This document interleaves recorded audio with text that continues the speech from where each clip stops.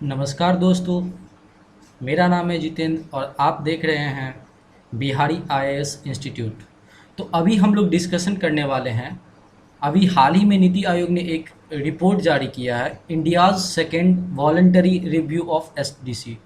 SDG sustainable development goal. ठीक है, ये जो टॉपिक है आपको ये जीएस पेपर 2 सब सेक्शंस हेल्थ, ठीक है, और उसके इम्पोर्टेंट जो इंटरनेशनल इंस्टीट्यूट होता है या आप बोल सकते हैं जो भी गवर्नमेंट की कुछ एग्रीमेंट्स होते हैं एक पार्टिकुलर एरिया में, उसके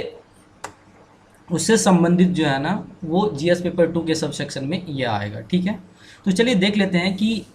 सबसे पहले ये न्यूज़ में क्यों है। तो जैसा मैंने आपको बताया कि ये एक टाइटल्ड है, ठीक है, decade of actions taking SDGs sustainable development goals from global to local. ठीक है, और ये आपको यूनाइटेड नेशन हाई लेवल जो पॉलिटिकल फोरम है, जो एक तरह से आप ये बोल सकते हैं कि आपको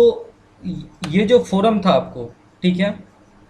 वो एजेंडा 2030 जो 2015 में अपनाया गया था यूएन के द्वारा,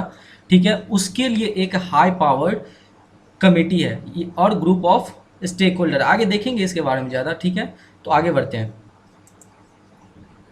देखिए ये जारी किया गया किसके द्वारा, नीति आयोग के द्वारा जारी किया गया है। ठीक है, और सबसे इम्पॉर्टेंट चीज़ ये है कि आपको पता है कि अभी पैंडमिक चल रहा है, तो इसमें जितने भी मतलब आप बोल सकते हैं स्टेप्स लिए गए थे गवर्नमेंट के द्वारा, ठीक है, वो सारा चीज़ अभी क्या हो रहा है, प्रॉब्लम्स क्रिएट हो रहा है, ठीक से सर्वे नहीं हो रहा है। ठीक है, तो इसमें ये भी डिस्कशन किया गया है कि कौन कौन सी ऐसी स्टेप्स लिया जाए जिससे जो भी सारे पॉलिसीज़ हैं to achieve the sustainable development goals वो पूरा किया जा सके। ठीक है, मैं आपको ये भी बता दूं यहाँ पे कि जो फर्स्ट वॉलेंट्री नेशनल रिव्यू जो आपका था वीएनआर, वो 2017 में लाया गया था नीति आयोग के द्वारा ही। ठीक है, तो उसके बारे में भी डिस्कशन किया गया कि वहाँ पे जो स्टेप्स लिया गया था उसमें क्या क्या इम्प्रूवमेंट हुई है। ठीक है, तो चलिए की पॉइंट देख लेते हैं इसमें। तो जो डिस्कशन में ये कहा गया है कि आपको लोकलाइजेशन, ठीक है, यहाँ पे आपको साफ साफ दिख रहा होगा लोकलाइजेशन की अगर वो बात कर रहा है। यहाँ पे देखिए, यहाँ पे किस चीज़ की बात कर रहा है वो, लोकलाइजिंग एसडीजी बोल रहा है कि अभी जो सिचुएशंस है, अभी जो सिचुएशंस है उसमें सबसे इम्पॉर्टेंट चीज़ क्या है कि आपको लोकलाइज करना पड़ेगा, आपको ग्राउंड लेवल पे जा करके जो नीडी पीपल है उसको सर्व करना पड़ेगा, जो सबसे ज़्यादा वल्नरेबल है। ठीक है, तो आपको पता है कि फ्रॉम 2014, ठीक है, अंडर द पीएमओ, ठीक है, डायरेक्टली जो है ना एक एस्पिरेशनल डिस्ट्रिक्ट करके प्रोग्राम लाया गया था। ठीक है, और वो एस्पिरेशनल डिस्ट्रिक्ट एक तरह से आप बोल सकते हैं जो वैसा डिस्ट्रिक्ट था जहाँ पे जो बुनियादी चीज़ें होती है, ठीक है, मतलब शिक्षा व्यवस्था वहाँ पे अच्छा नहीं है, एक तरह से आप बोल सकते हो कि जो पिछड़ा डिस्ट्रिक्ट था उस सबको इसमें क्या किया गया था, इंक्लूड किया गया था। तो बोला गया है यहाँ पे इस रिपोर्ट में नीति आयोग के द्वारा कि आपको जो है लोकलाइजिंग करना पड़ेगा एसडीजी को, मतलब जो नीडी है जिसको जरूरत है उसके पास ले जाना पड़ेगा। दूसरा पॉइंट इसमें था कि फाइनेंशियल असिस्टेंस के बारे में बात किया जा रहा है कि इसकी फाइनेंसिंग कहाँ से होगी। तो देखिए अभी हाल ही में जो यूनाइटेड नेशन का जो डेवलपमेंट काउंसिल होता है उसमें जो हमारे मिनिस्ट्री ऑफ आप बोल सकते इन्वायरमेंट जो थे प्रकाश जावड़ेकर जी, उन्होंने पार्टिसिपेट किया था वर्चुअल मीटिंग में। तो वो बोले थे कि जो 2015 पेरिस जो एग्रीमेंट था उसकी कुछ नीडेड है, कि मतलब ऐसा बोला गया था उसमें कि जो डेवलप्ड कंट्री है वो क्या करेंगे, फाइनेंशियल सपोर्ट्स प्रोवाइड करेंगे डेवलपिंग कंट्री की, ताकि हम लोग क्लाइमेट चेंज से लड़ सके। क्योंकि आप लोगों को पता है कि जो डेवलप्ड कंट्री है, जो यूरोपियन कंट्री है, यूएस है, जापान है, और जो मैन्युफैक्चरिंग हब है, वो अभी बहुत ज़्यादा कार्बन का उत्सर्जन करते हैं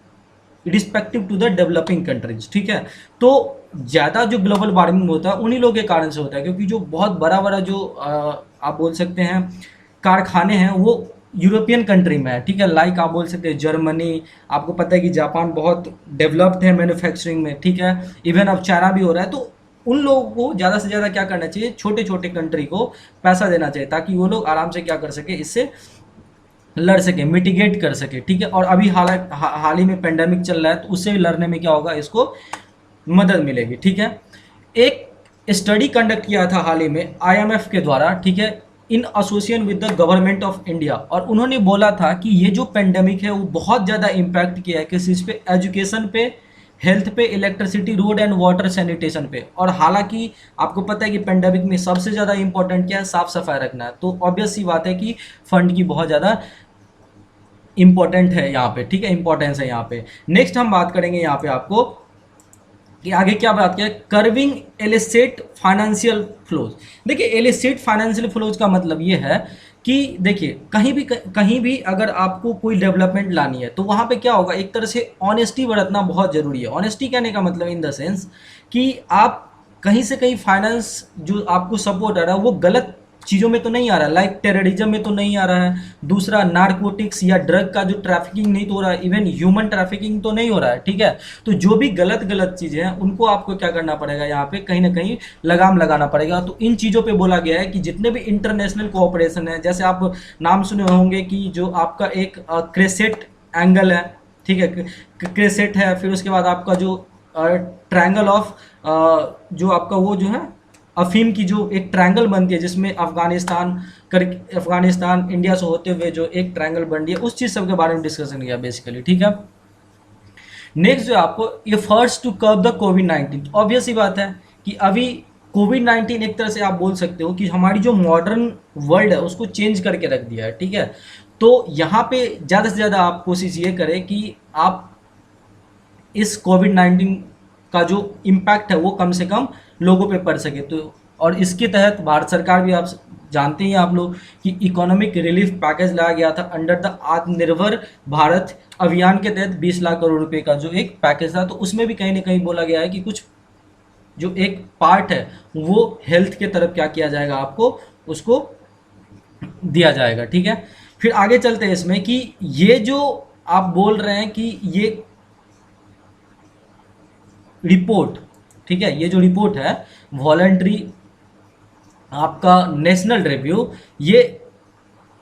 United nation high level political forum के द्वारा लाया गया है, जो एक पार्ट है किस चीज़ का, यूनाइटेड नेशनल जनरल असेंबली का पार्ट है under the economic and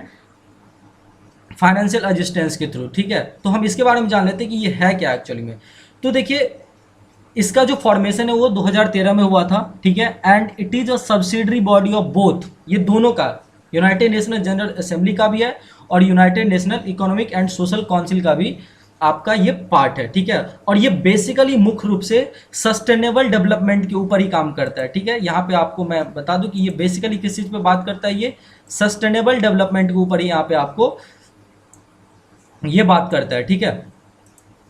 next देखिएगा आप, तो इसका हेडक्वार्टर कहाँ पे है, इसका हेडक्वार्टर आपको यूएसए में है, ठीक है। It adopts negotiated declaration review commitment and the progress of 2013 agenda for sustainable development, जो 2030 का जो एजेंडा था जिसमें हम लोग रियो जो समिट हुआ था, ठीक है, रियो समिट जो आपका हुआ था रियो दे जनारियो में, जिसको हम एक तरह से अर्थ समिट के नाम से भी जानते हैं, और उसके फर्दर जो एजेंडा 20 लिया गया था जिसको हम मिलेनियम समिट के नाम से भी जानते हैं, जो 2000 में हुआ था। इन दोनों को मिला करके फाइनली जो एक जनरल असेंबली जो है एक सेटअप किया था ओपन वर्किंग ग्रुप 2013 में, उनके अंतर्गत जो है 2015 में जो है ना एक United national high level political forum बनाया गया था, जिन्होंने बोला था कि हम लोग का जो दोनों था 2000 समिट और जो 1992 का जो अर्थ समिट है, दोनों का जो एक कॉम्पैक्ट होगा, ठीक है, उसको हम 2013 सस्टेनेबल डेवलपमेंट गोल्स एजेंडा के तहत हम लोग लाएंगे, ठीक है। अब जो सस्टेनेबल डेवलपमेंट में अगर हम बात करें तो बहुत सारा है,